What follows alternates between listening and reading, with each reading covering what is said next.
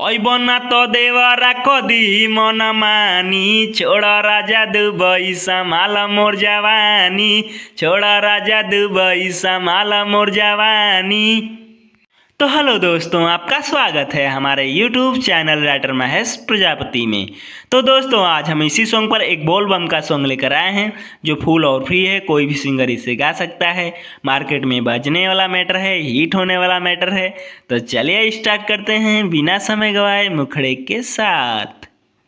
रखले बानी हम पिया कावर के सजाई, कावर के सजाई हो कावर के सजाई।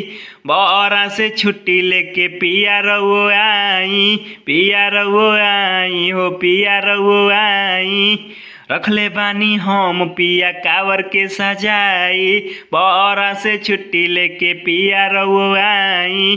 जल ढारे खातिर देहिया में उठेला लहर हो, चल पिया संगही घुमा द देव घर हो, चल पिया संगही घुमा द देव घर हो, चल पिया संगही घुमा द देव घर हो।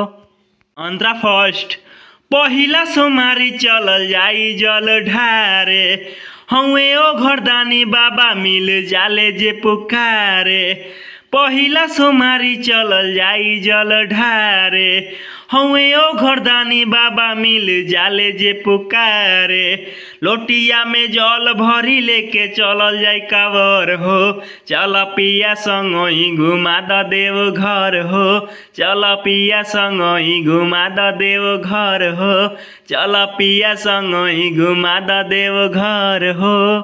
अंतरा सेकेंड छोटू आई जात बाड़े बाबा के नगरिया, करिले बिनती सुनाए ओ सावरिया। छोटू आई जात बाड़े बाबा के नगरिया, करिले बिनती सुनाए ओ सावरिया।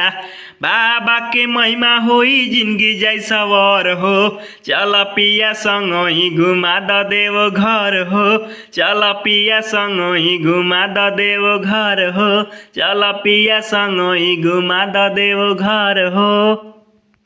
तो दोस्तों, इसी तरह का फुल और फ्री सॉन्ग पाने के लिए हमारे चैनल को सब्सक्राइब करें और वीडियो को लाइक करें, शेयर करें और कमेंट करें। तो चलिए मिलते हैं किसी नेक्स्ट वीडियो में किसी नए ट्रैक के साथ। तब तक के लिए बाय।